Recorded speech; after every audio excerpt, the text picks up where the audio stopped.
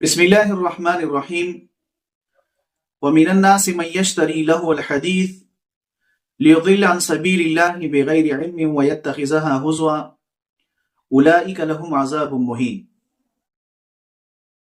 آج ہم بات کریں گے موسیقی کی حرمت کے حوالے سے۔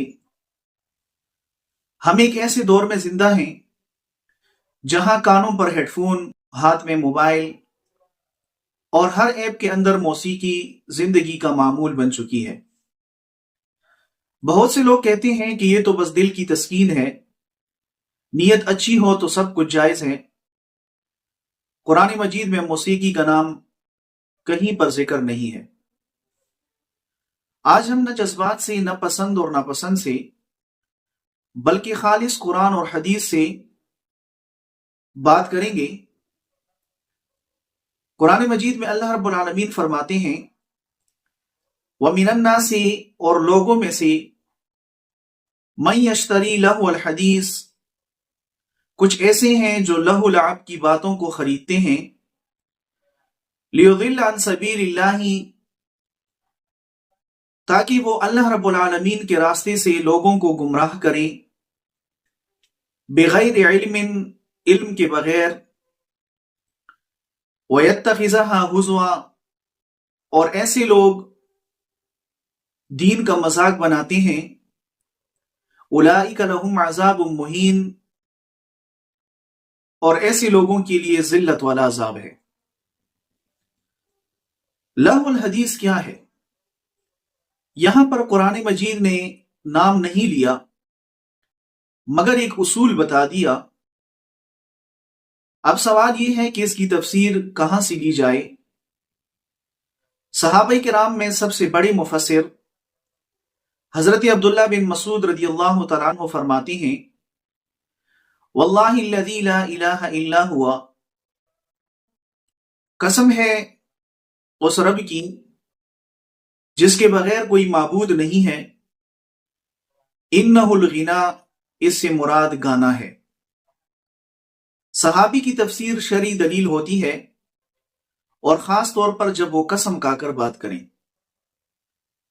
ایک حدیث میں رسول کریم صلی اللہ علیہ وسلم فرماتے ہیں لَيَكُونَنَّ مِنْ أُمَّتِي أَقْوَامٌ، میری امت میں کچھ لوگ ایسے ہوں گے يَسْتَحِلُّونَ الْحِرَى، جو زنا کو حلال سمجھیں گے، وَالْحَرِيرَ، اور ریشم کو حلال سمجھیں گے، والخمرہ، شراب پینے کو حلال سمجھیں گے، والمعازف، اور موسیقی کے آلات کو حلال سمجھیں گے۔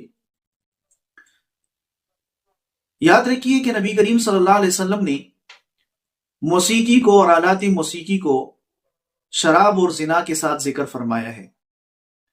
یہ اس بات کی دلیل ہے کہ یہ معمولی مسئلہ نہیں ہے بلکہ یہ اخلاقی بگاڑ کا دروازہ ہے۔ اکثر کہا جاتا ہے موسیقی تو دل کو نرم کرتی ہے، جبکہ اسلام کہتا ہے کہ دل کی نرمی ذکر الہی سے آتی ہے، نہ کہ لہو لعب سے۔ قرآن مجید میں اللہ رب العالمین فرماتے ہیں الا بذکر اللہ تطمئن القلوب، خبردار دلوں کا اطمینان صرف اللہ رب العالمین کے ذکر میں ہے۔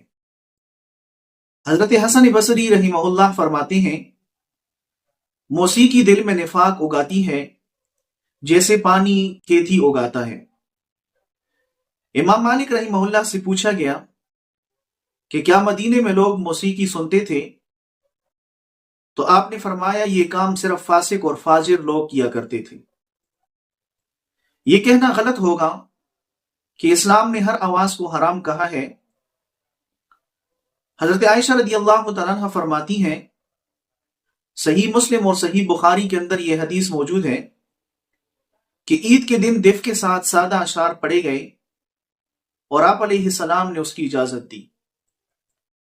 مفسرین فرماتے ہیں کہ صرف دف ہو اور اس کے ساتھ دوسرے آلات موسیقی نہ ہو، اشعار کے اندر فحش کلامی نہ ہو، تو اس کی رخصت ہے، لیکن عمومی اجازت نہیں ہے۔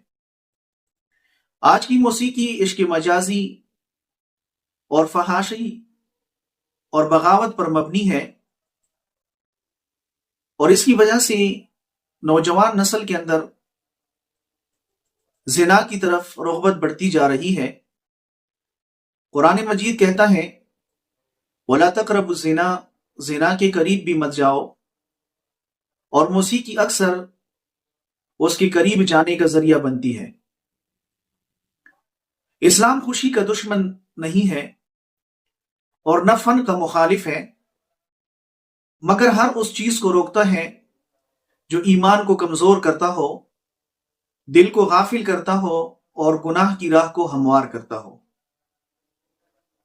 لہذا خلاصہ کلام یہ ہے کہ قرآن اور حدیث کے مطابق موسیقی اور آلات موسیقی حرام ہیں،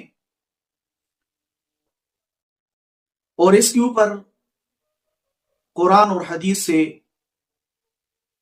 مدلل دلیلیں ثابت ہیں۔ اللہ پاک ہمیں حق بات سمجھنے، نفس کی خواہشات سے بچنے اور سنت پر چلنے کی توفیق عطا فرمائے۔ اگر یہ ویڈیو آپ کو پسند آئے تو اس کو دوست احباب کے ساتھ صدقہ جاریہ سمجھ کر شیئر کریں، چینل کو سبسکرائب کریں اور کمنٹس میں اپنی رائے کا اظہار لازمی طور پر کریں۔ اللہ پاک ہم سب کو قرآن و سنت پر چلنے کی توفیق عطا فرمائے۔ آمین۔